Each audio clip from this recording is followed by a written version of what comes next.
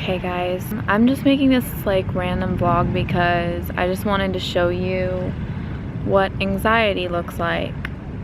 Like I've been on kind of like the verge of a panic attack for the past day and a half maybe, and this is what it looks like. It doesn't look like anything. The calm before the storm, and something that triggers it is like weird physical sensations for me that I think could be something else. And one way I've been able to counteract that is by staying calm, because anxiety is kind of like this upward thing, and that peak is the panic attack. And so, I mean, this upward thing could last for days, it could last minutes, but like usually the peak is the panic attack, and then you kind of like come down from that, and it could peak again if you don't really get it resolved. But I've kind of learned to keep it like this, and then sometimes it goes up and down, but for the most part it stays level. And I do that by just taking care of myself actively. And some people think that like going online and looking stuff up about like illnesses is counterproductive to your anxiety or panic attack, but I actually find it either it settles my mind or it just empowers me. And so I've already looked up some stuff, and I think I'm fine, to be honest. Physically, I think it's just like, I don't know, stress or something, but I think I'm fine. But I did start to get really anxious thinking about how I don't have health insurance, and that's kind of annoying because it honestly makes me never want to go to an emergency room, because who wants to go to an emergency room when they don't have coverage for emergency? That is panic inducing or anxiety inducing all by itself.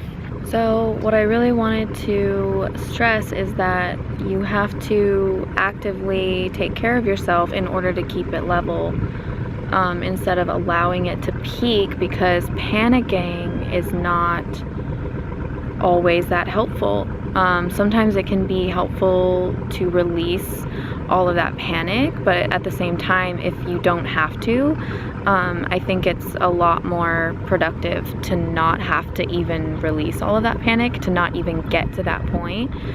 So I think gratitude is one of the things that has helped me a lot. It's something that I continuously have to return to, because it's not easy to stay in a place of gratitude. The fact that I can come to this beach and put my feet in the sand is immensely helpful, and I'm so grateful that I can like feel the wind on my face and feel the sand underneath my feet, and it actually really helps me. And I think it helps my body to feel more balanced and relaxed as well, especially if weird bodily sensations is what triggers anxiety for me. So that actually really helps, and I'm so grateful for that. I was feeling extremely hot and clammy inside today, and it was making me very anxious, and I thought there was something wrong with me and that I'm getting sick. And like earlier when I woke up, my throat was kind of closing, and that's kind of gone away, and I have like this weird pain in my side that I thought was maybe like my appendix or something like that, and that was last night, and then it kind of went away, and now it's just kind of back, and I can't tell if it's like my appendix or if it's just like a muscle that's strained or pulled, or I don't know, but it's kind of freaking me out, and the fact that I don't have health insurance is really freaking me out too. So I just came out here and I'm making this video to show you guys what anxiety looks like, and that I mean, there are ways to kind of contain it, or to not even let it get to the point where it peaks to a panic attack and you feel like you're dying. So yeah, that's pretty much it for today. I'm just gonna keep trying to keep it level and just kind of let it pass, because it'll pass, unless there actually is something wrong with me, in which case I know that there's something wrong with me. I think it's really important to pay attention to your body, and I think it's important to pay attention to how you're feeling, and to be able to distinguish between anxiety and something more serious. Not that anxiety isn't serious, but something that is life-threatening. Because I'm pretty sure people don't usually die of panic attacks, which is good. But if you really think it's something serious, you know, go to the emergency room, go to your doctor, whatever, like whatever you need to do, go to urgent care. But if you know yourself like I do, I think I know my anxiety pretty well now, and I think I can, I like to pay attention to how I'm feeling. So if something gets worse physically and I don't think it's anxiety, then yeah, I'll go to the doctor.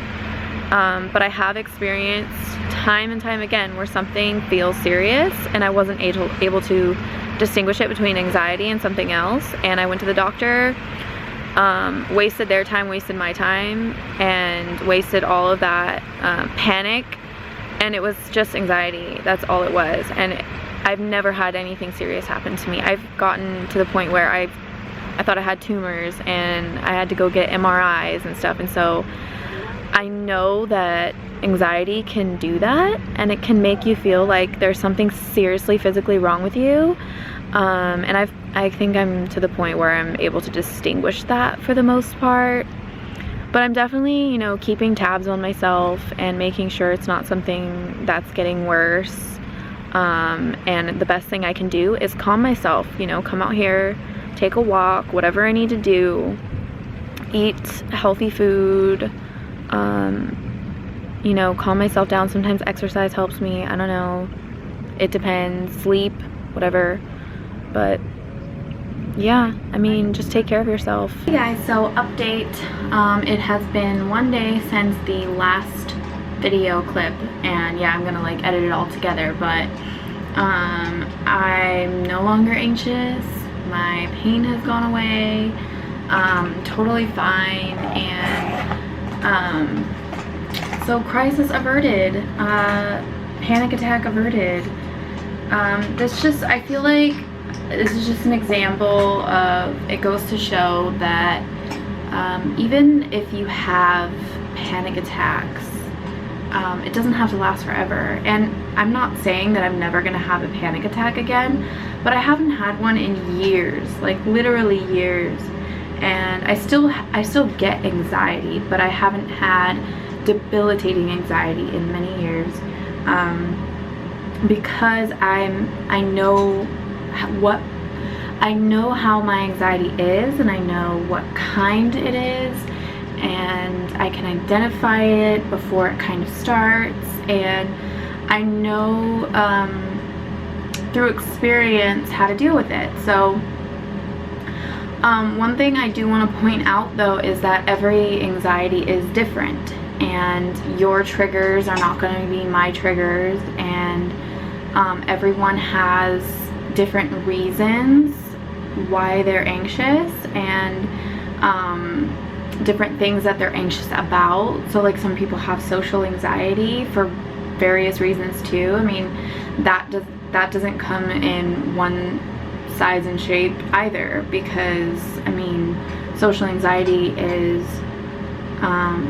I mean, it can show up in different ways. My point being is that get to know yourself, get to know what kind of anxiety you have, and be able to identify it. Get to know it to the point where you can identify it and it's no longer scary to you, and it's no longer like an enemy, because your anxiety doesn't have to be an enemy, and it doesn't have to be there forever, not to the degree that it is anyways. So yeah, I'm doing well and totally fine now. I am a body worker, so I did some body work, which helped, and it obviously was not my appendix, otherwise it would have gotten worse. So, and it didn't, it just got better. Hi kitty. Okay, that's fine, just walk across my camera, that's nice. People totally want to see your butt. Alright, so my cat is joining me. Hello. Hi. Kawaii.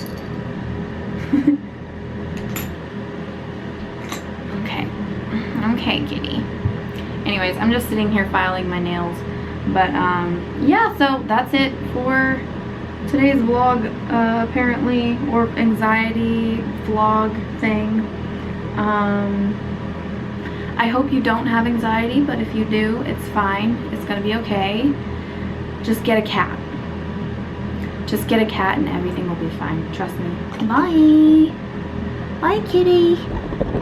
Bye-bye.